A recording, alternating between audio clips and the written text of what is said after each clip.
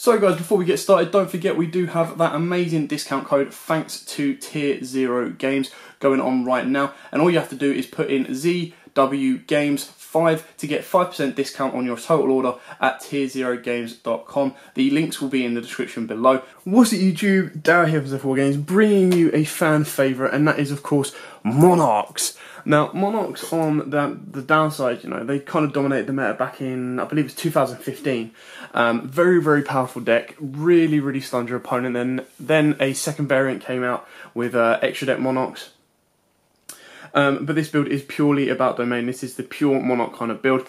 They then kind of got power crept when Dracos came out, because Dracos did the tributing kind of effect just a lot better.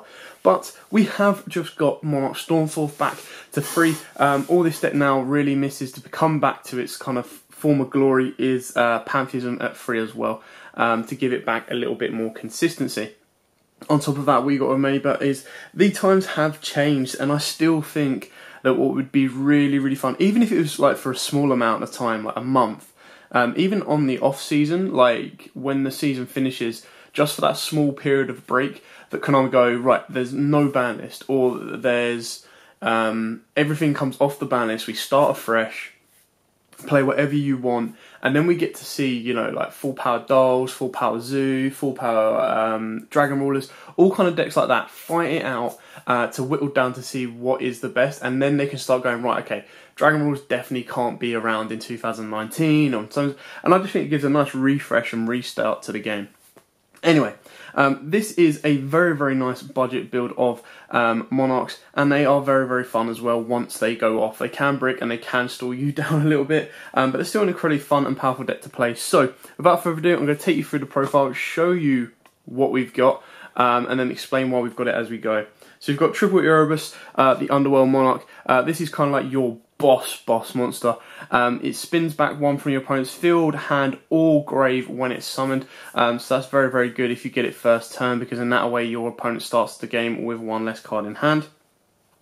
Aether, sorry, is another one that needs to be coming back to, you know, at least 2, maybe even 3. Very powerful Monarch. So you tribute this by tribute summon 1 tribute summon monster.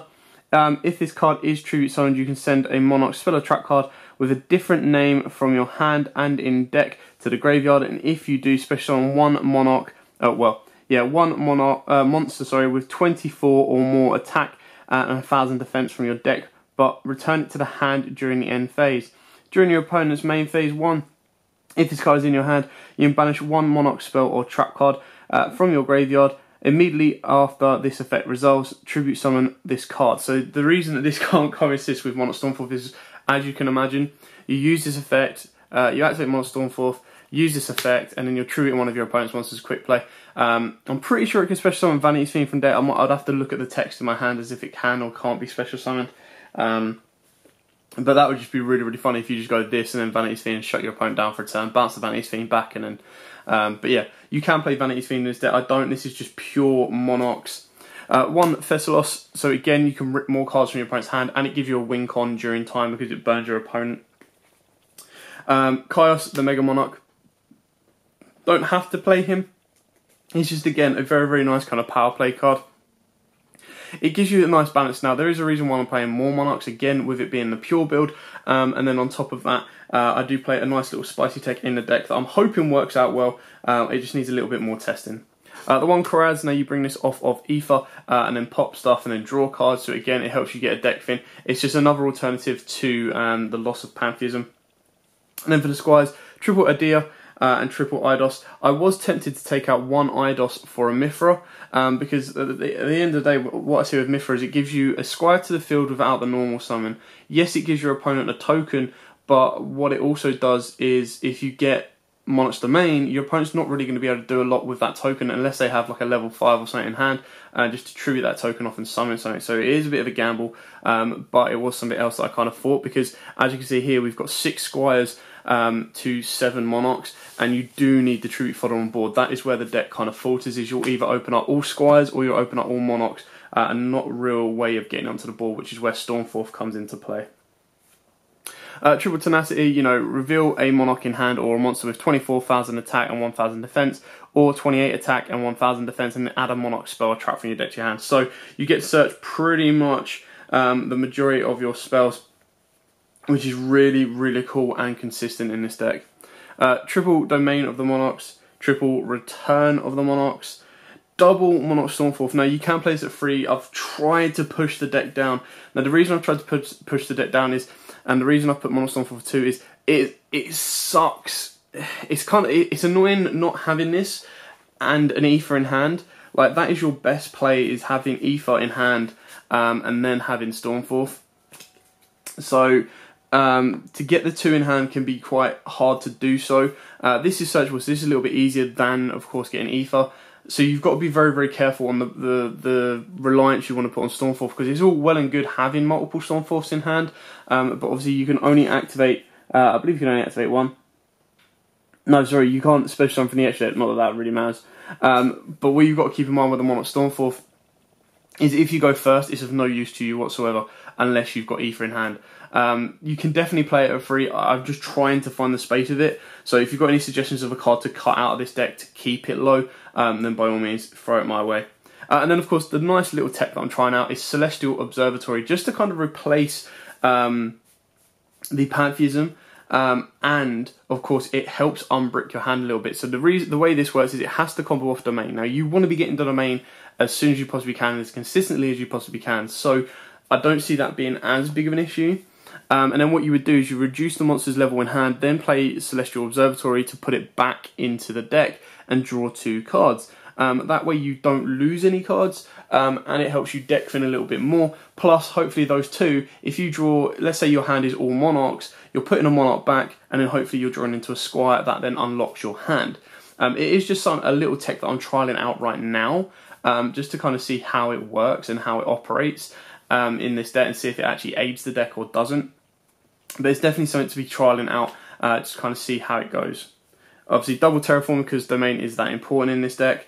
1/1 for 1 to get you the Squire, your 1 Rhoda, and of course your 1 Foolish Burial. These are all to go and get your Squires. So you've got mainly to get Idea, and of course you want the Foolish Burial for Eidos as well. So these are all kind of very, very important in the deck. I'm trying out the 1 Restoration of the Monarchs, of course a searchable Monster Reborn. Who wouldn't want that? Along with the original Monster Reborn, because this is obviously an equip card. So you've got to balance it out quite a bit there. 1 March, if you can set your board up with a March in play, your opponent is going to struggle something mad. And then of course the 1 Pantheism. So you send a Monarch Spell or Trap card from your hand to the graveyard, draw 2 cards, banish this card from the graveyard, reveal 3 Monarch Spell or Trap cards from your deck. Your opponent chooses 1 for you to add to your hand, and if you do, shuffle the rest back into the deck. So it's very, very cool. Ideally you want to reveal 3. That's where Monarch Stormforth at 3 becomes a little bit more consistent. But then you can always mix it with Tenacity. If you've got that Monarch in hand, you'll always guarantee to get exactly what you want. And then for the traps, we've got triple Monarchs Erupt. You know, permanent skill drain, very, very good. It is, you know, even more dominating if you control a tribute summoned monster, which, you know, hopefully in this deck you do. And then of course we've got double Prime and double Escalation. Escalation is very, very good. So during your opponent's main phase or your opponent's battle phase, you can immediately, after this effect resolves, tribute summon 1 monster. So you combo this off again, even if you don't have Ether in hand. You combo this off with Monarch Stormforth. It's incredibly powerful. You just flip this or activate Monarch Stormforth at the start of the turn, then flip Escalation, then you can tribute one of your opponent's monsters, and that can really, really slow them down, especially with Stormforth and tributing, kind of getting around certain cards that can really, really cause your opponent's issues, or that can really cause you issues, is very, very good. I mean, like, even in the main phase, or let's say battle phase, if you do that to your opponent's like Salamangreat and stuff like that, they're in a bit of a tough situation, and that can really, really slow them down. Anyway, I hope you like this. I hope this helped. It is a budget version. You can, of course, put Ashes, Impermanence, Ogres, be a bit more, you know, offensive and modern with that kind of sense, but it's still incredibly powerful deck. I will try and do some test hands for you guys to show you how the deck kind of operates. I know it's been a long, long time since we've seen Monarchs in play, so it might be nice to see these guys come back. I mean, the artwork is always stunning on some of these cards. I mean, like Caius, Aether, Theslos as well, very, very good background, and then of course Urbis as well, love the throne that he sits on and the background. Very, very beautiful cards, and it's, you know, kind of nice to have some of these back in play as of right now.